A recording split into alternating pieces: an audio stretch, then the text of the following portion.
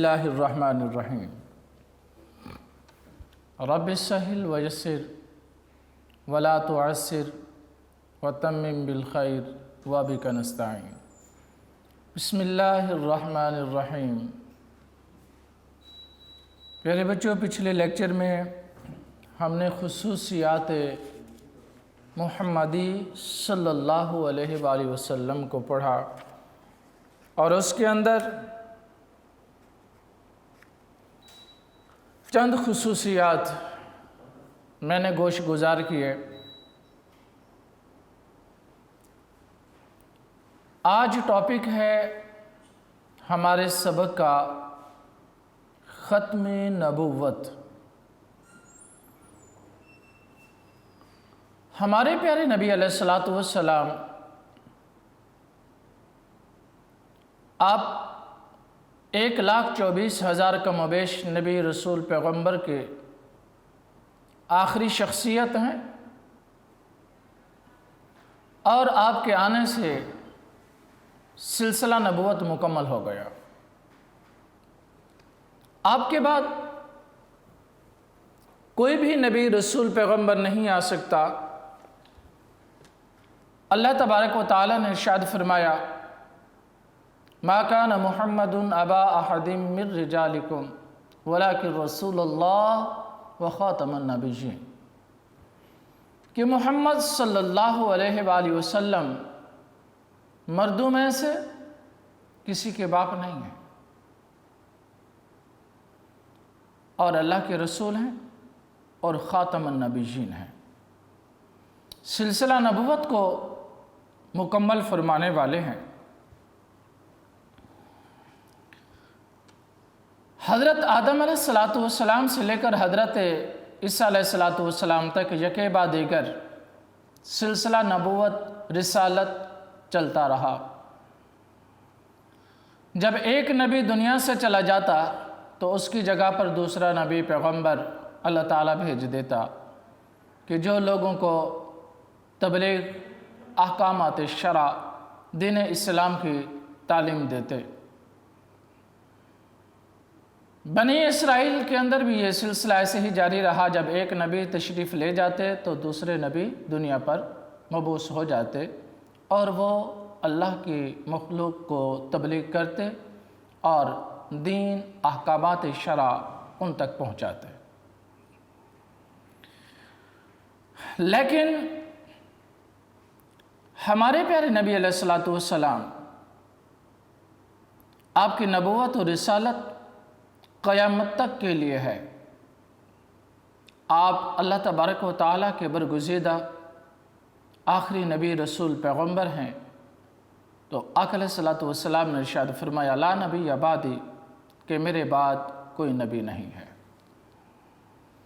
حضرت سیدنا ثوبان رضی اللہ تعالی عنہ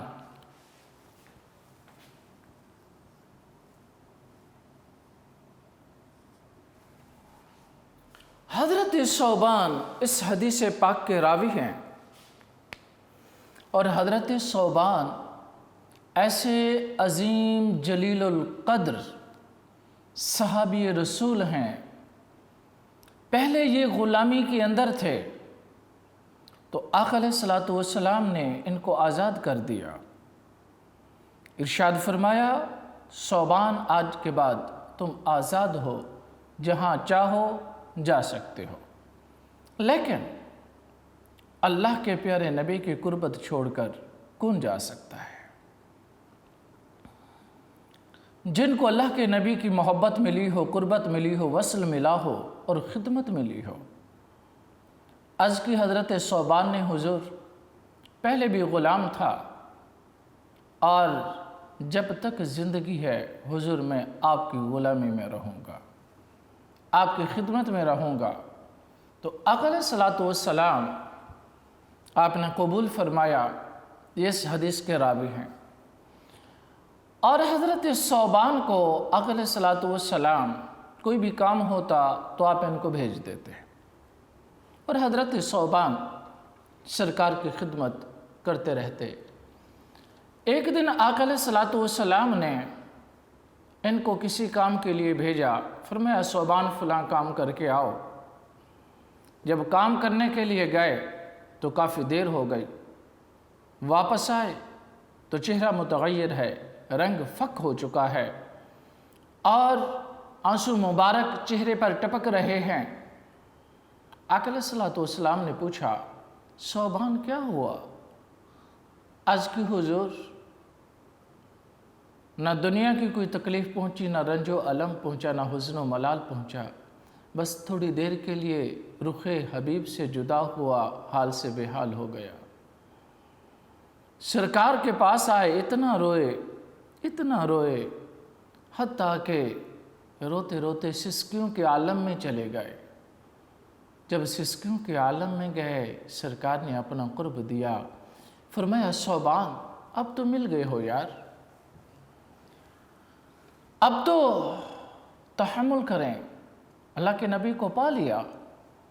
عرض کرتے ہیں حضور اسی رونے نے ہی مجھے اگلی خبر دی، اگر دنیا میں تھوڑی دیر کے لیے جدا ہو جاؤں تو حال سے بے حال ہو جاؤں جب قیامت کا دن آئے۔ آپ امام الانبیاء، خطیب الانبیاء، اشرف الانبیاء ہیں، آپ تو جنت کے اندر اعلیٰ عرفہ بلند مقام پر ہوں گے، تو حضور اس وقت میرا کیا حال ہوگا؟ یہ بات کر کے اتنا روئے حتیٰ کہ اللہ تبارک و تعالیٰ نے آیت کریمہ نازل فرمائی وَمَن يُطِعِ اللَّهَ وَالرَّسُولَ فَأُولَٰئِكَ مَعَ الَّذِينَ أَنْعَمَ اللَّهُ عَلَيْهِم مِّنَ النَّبِيِّينَ وَالصِّدِّيقِينَ وَالشُّهَدَاءِ وَالصَّالِحِينَ۔ اللہ تبارک و تعالیٰ نے ارشاد فرمایا پیارے حبیب، یہ جو آپ سے محبت کرتے ہیں، آپ سے انس کرتے ہیں، آپ کی جدائی برداشت نہیں کر سکتے، ان کو کہیں کہ کل قیامت والے دن آپ لوگ اللہ کے حبیب کے قرب میں ہوں گے۔ آپ اندازہ کریے، ایسے راوی حدیث پاک کے، اب ذرا دیکھیں کہ اس راوی نے کون سی حدیث پاک روایت کی۔ حضرت صوبان رضی اللہ تعالیٰ عنہ آپ ارشاد فرماتے ہیں، آقا علیہ الصلوۃ والسلام نے ارشاد فرمایا لوگوں میرے بعد 30 جھوٹے نبوت کے دعوے دار آئیں گے جو اپنے آپ کو نبی، رسول، پیغمبر کہیں گے، لیکن آقا علیہ السلام نے ارشاد فرمایا وہ سارے کے سارے جھوٹے مکار ہوں گے۔ لا نبی بعدی، میرے بعد کوئی نبی نہیں، میں اللہ کا آخری نبی، رسول، پیغمبر ہوں، اور میرے بعد لا نبی بعدی ولا امت بعدکم، نہ میرے بعد نبوت ہے نہ تمہارے بعد کوئی امت ہے۔ اور دیکھنا یہ ہے کہ اللہ تبارک و تعالی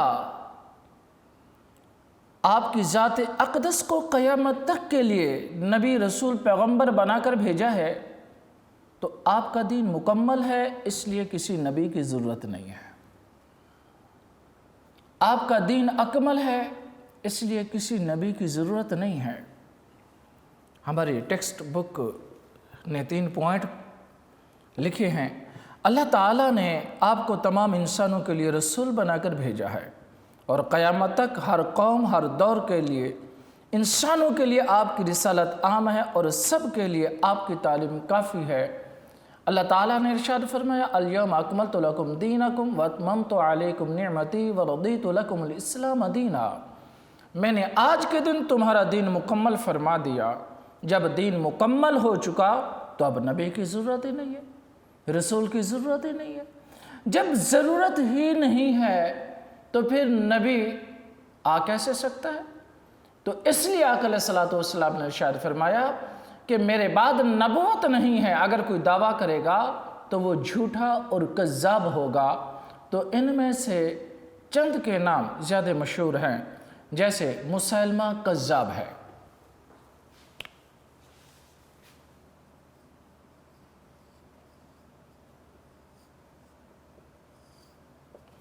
مسیلمہ کذاب یہ سیدنا صدیق اکبر رضی اللہ تعالی عنہ کے دور کے اندر اس نے جھوٹی نبوت کا دعویٰ کیا،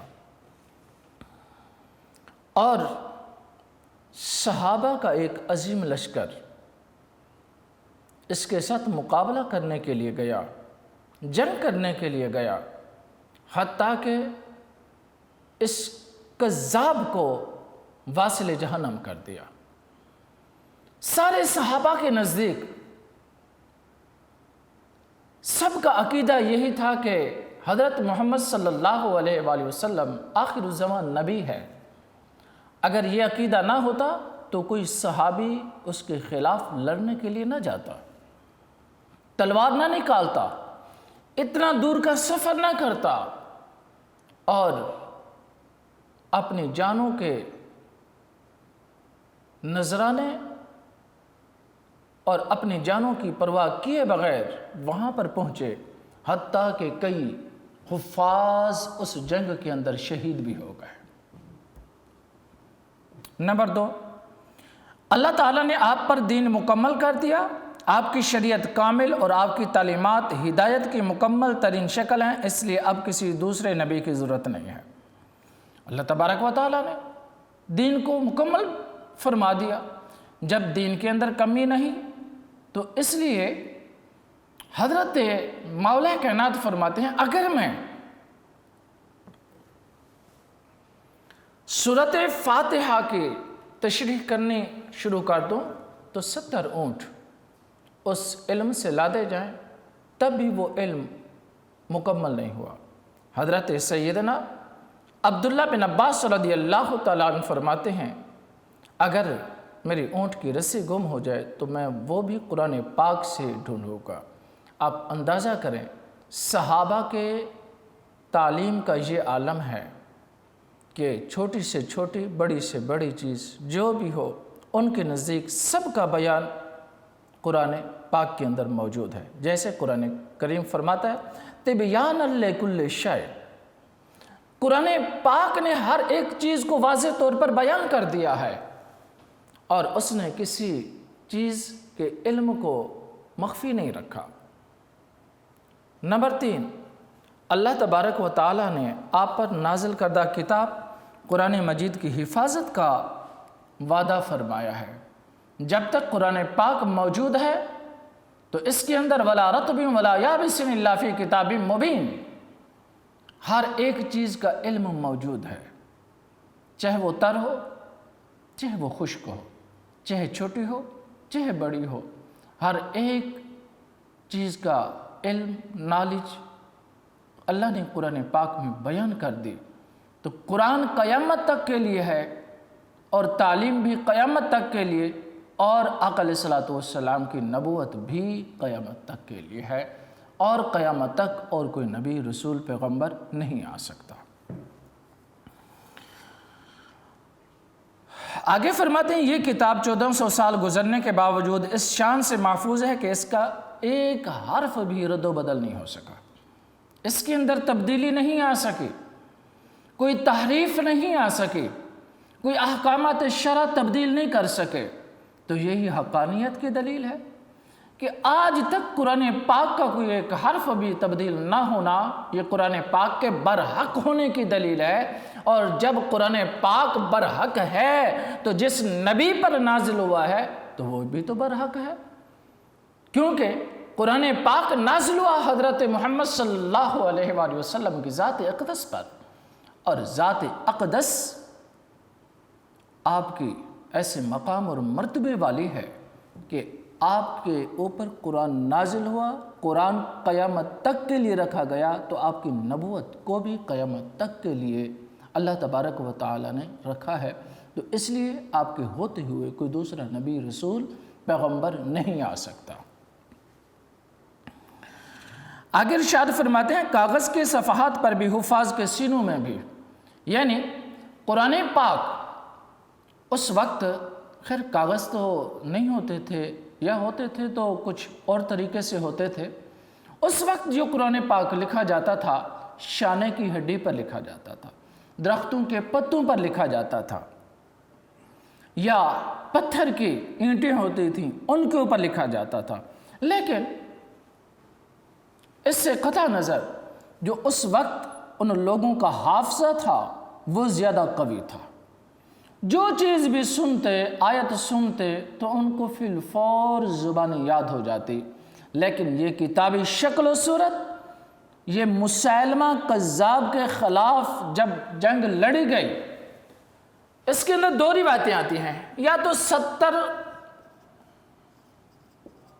یا 700 حفاظ جن کو قرآن پاک زبانی یاد تھا، جب وہ شہید ہوئے تو اس کے بعد سیدنا فاروق اعظم نے حضرت سیدنا صدیق اکبر کو عرض کی کہ حضور والا، اے امیر المومنین، آپ قرآن پاک کو کتابی شکل و صورت میں جمع کرائیں۔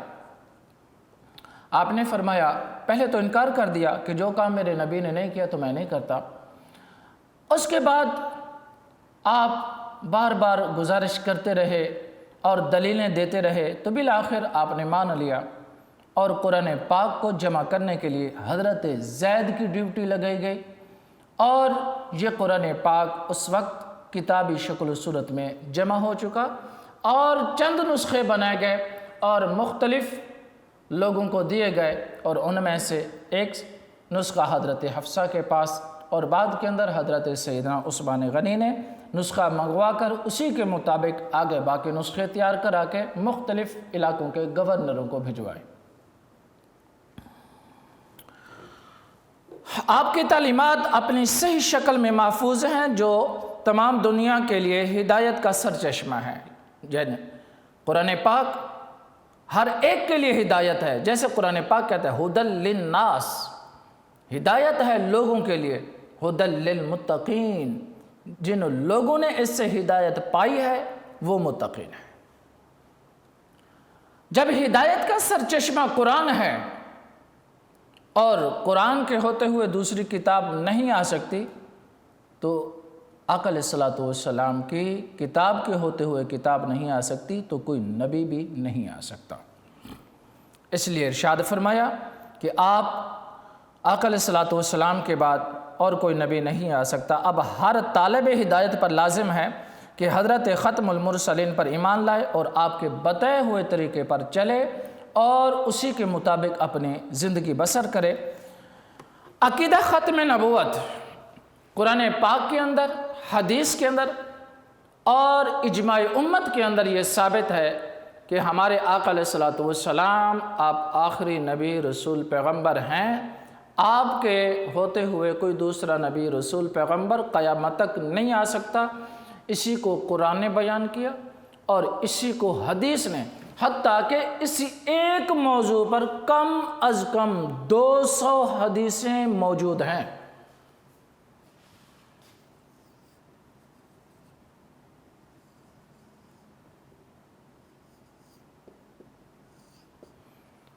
ختم نبوت پر 200 حدیثوں کا ذخیرہ مجموعہ موجود ہے، جن کے اندر حضرت سیدنا ابو سعید خدری رضی اللہ تعالی عنہ آپ فرماتے ہیں کہ جس وقت آقا علیہ الصلوۃ والسلام آپ معراج والی رات تشریف لے گئے اور جبریل امین آپ کو وہاں لے گئے بیت المقدس، تو وہاں آقا علیہ الصلوۃ والسلام کا تعارف کرایا تمام نبیوں، رسولوں، پیغمبروں سے، اور انہوں نے تعارف کن الفاظ میں کرایا؟ انہوں نے جاتی تعارف کرایا یہ اللہ تعالیٰ کے رسول ہیں، نبی ہیں، اللہ کے حبیب ہیں، اور یہ ختم المرسلین ہیں۔ حضرت جبریل امین ہمارے پیارے نبی کا تعارف بیت المقدس کے اندر نبیوں کے ساتھ تعارف کرا رہے ہیں کہ یہ اللہ تبارک و تعالیٰ کے آخری نبی رسول پیغمبر ہیں۔ تو آپ اندازہ کریں اس حدیث پاک سے کہ جبریل امین بھی اس بات کو مان رہے ہیں، آگے دوسروں نبیوں کے ساتھ تعارف کرا رہے ہیں کہ آپ اللہ کے آخری نبی رسول پیغمبر ہیں، تو آپ کے بعد کوئی دوسرا نبی نہیں آ سکتا۔ بڑی عظیم ایک بات امام ابن عبد الدنیا نے کوڈ کی ہے۔ حضرت نعمان بن بشیر سے، راوی ہیں حضرت نعمان بن بشیر۔ آپ فرماتے ہیں حضرت زید کا وصال ہوا اور لوگوں نے، جیسے کہ ہمارا طریقہ ہوتا ہے، میت کو چارپے کے اوپر غسل دے کر کفن پہنا کر سلا دیتے ہیں، تو آپ فرماتے ہیں کہ وہ مرنے کے بعد وہ یہ بات کر رہے تھے کہ میرے آقا علیہ الصلوۃ والسلام ختم المرسلین ہیں، سارے نبیوں کے سلسلہ نبوت کو مکمل فرمانے والے ہیں۔ تو اس وقت نعمان بن بشیر یہ روایت کرنے والے کہتے ہیں کہ جب ہم نے کپڑا ہٹا کر سنا تو حضرت زید کہہ رہے تھے جو اپنی اس میت والی جگہ پر تھے اور جن کو غسل کرا کے ہم نے سلا دیا تھا، تو آپ اندازہ کیجئے کتنا اہم ترین موضوع ہے کہ اللہ تبارک و تعالیٰ نے دنیا سے جانے والے لوگوں سے بھی یہ ڈیمانڈ، بلکہ میں تو یہ ڈیمانڈ کا لفظ ہی یوز کروں گا کہ مرنے کے بعد بھی اللہ کے ان پیارے لوگوں نے بھی ختم المرسلین کی گواہی دی کہ آپ اللہ کے برحق سچے رسول پیغمبر نبی ہیں، آپ کے بعد کوئی دوسرا نبی رسول نہیں آ سکتا۔ حضرت سیدنا تمیم رضی اللہ تعالی عنہ، یہ بہت لمبی حدیث ہے لیکن میں اپنے ٹاپک کے اعتبار سے تھوڑا سا حصہ لوں گا۔ آپ فرماتے ہیں کہ جس وقت مردے کو اپنی قبر کے اندر سلا کر ان کے رشتہ دار تعلق والے واپس آتے ہیں تو اس قبر کے اندر دو فرشتے آتے ہیں۔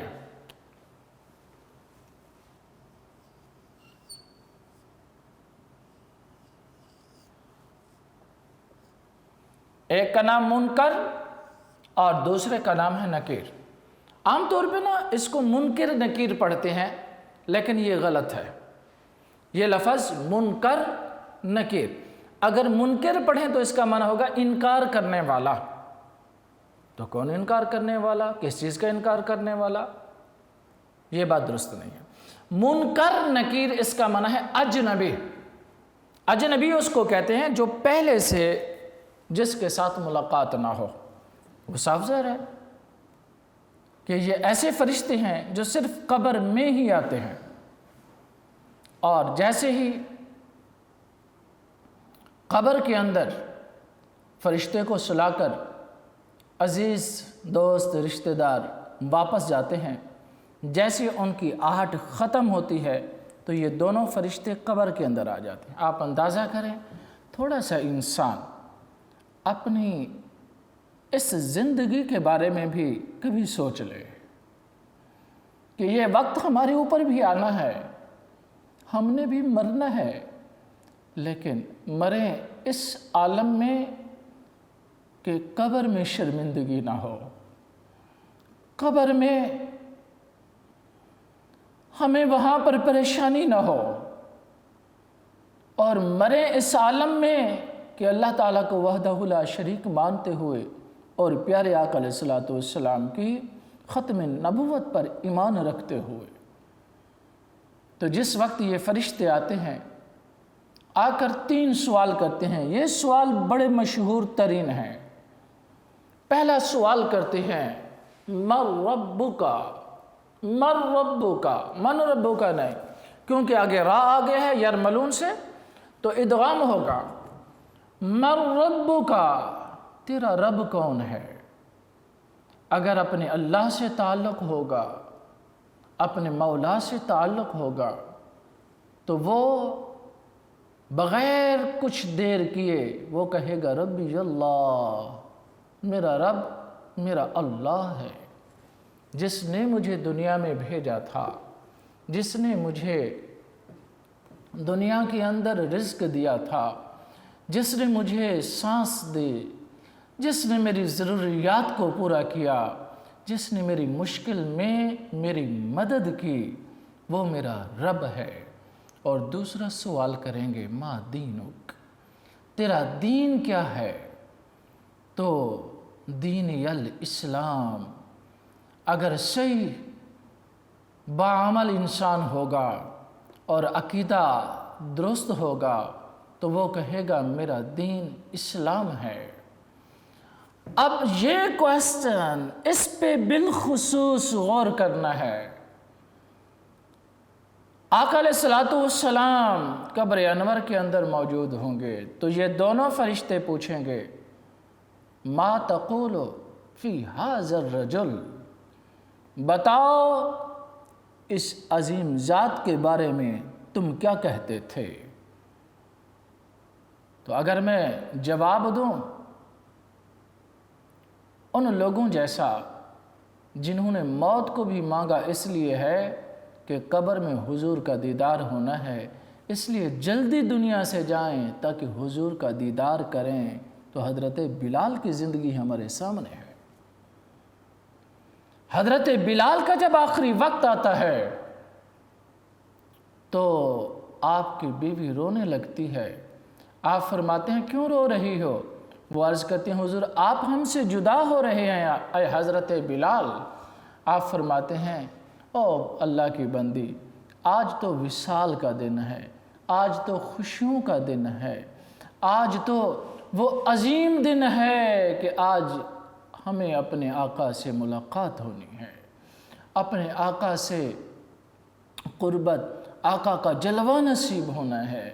تو اس لیے یہ موت وہ عظیم لوگ ان کے لیے تو یہ معراج بن جاتی ہے۔ یوصل الحبیبہ الی الحبیب، یہ موت معراج ہوتی ہے کہ یار کو یار کے ساتھ ملا دیتی ہے۔ تو جس وقت یہ تیسرا سوال کرتے ہیں، فرشتے پوچھتے ہیں بتاؤ اس عظیم ذات کے بارے میں تم کیا کہتے تھے، اگر عاشق صادق ہوگا تو وہ کہتا ہے مر کے پہنچا ہوں اس دل ربا کے واسطے، میں تو پہنچا بھی اس لیے ہوں کہ میرے آقا قبر انور کے اندر تشریف لاتے ہیں۔ تو جس وقت فرشتے آ کر یہ پوچھتے ہیں تو کہتا ہے کہ محمد صلی اللہ علیہ وآلہ وسلم یہ میرے نبی، اور اگلا یہ جملہ یہ ختم المرسلین ہیں، آپ سلسلہ نبوت کو مکمل فرمانے والے ہیں۔ جب اپنی قبر کے اندر مردہ یہ جواب دے گا تو اللہ تعالیٰ فرماتا ہے پیارے نبی کی زبان پر القبر روضۃ من ریاض الجنہ، کہ محبوب فرما دیجئے ان فرشتوں کو کہ یہ جو آئے ہیں ان کو کہو اس کی قبر کو جنت کا باغ بنا دیں۔ جیسے ہی اس نے ختم المرسلین مانا، قبر کے اندر اقرار کیا، تو اسی وقت اس کی قبر جنت کا باغ بن جاتی ہے۔ آقا علیہ الصلوۃ والسلام ارشاد فرماتے ہیں، اس حدیث کے راوی حضرت انس بن مالک ہیں۔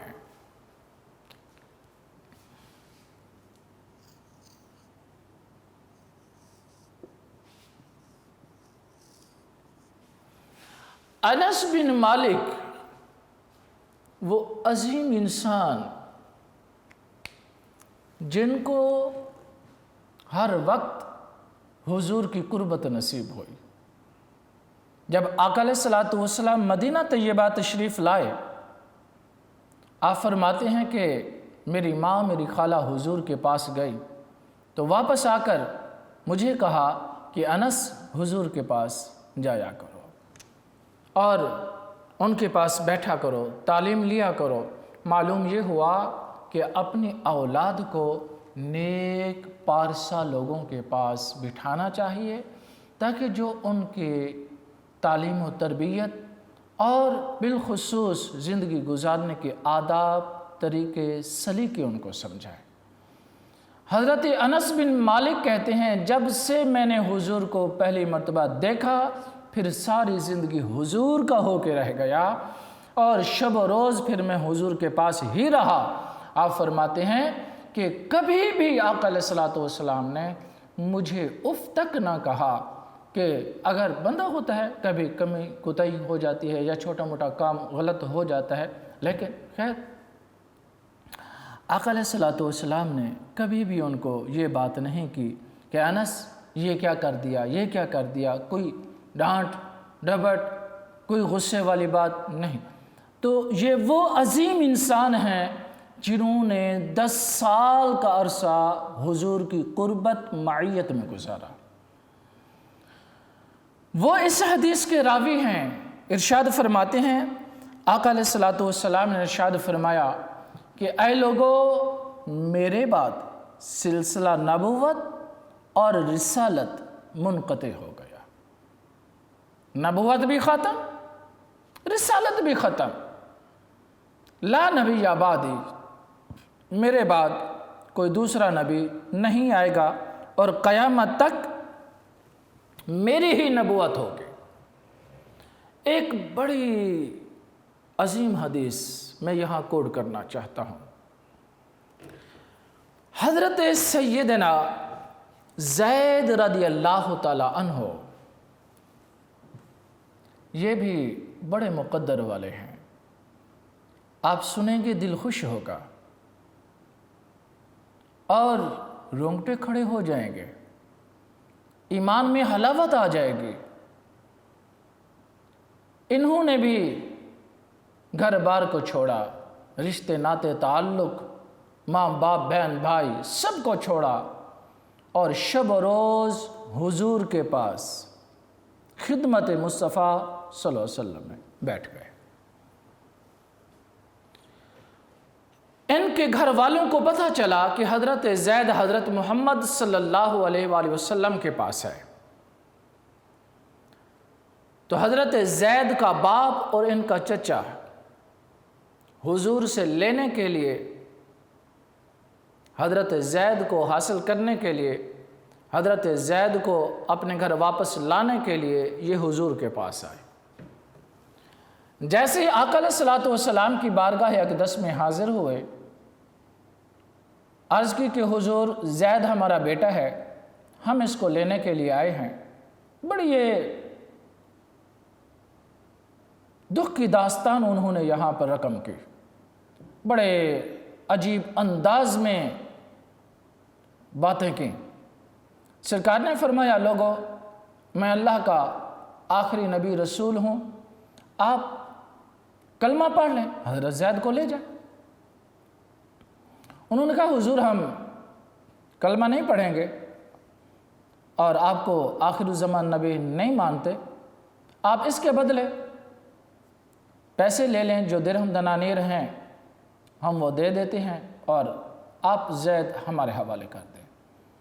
سرکار نے جب یہ بات سنی تو ارشاد فرمایا کہ آنے والے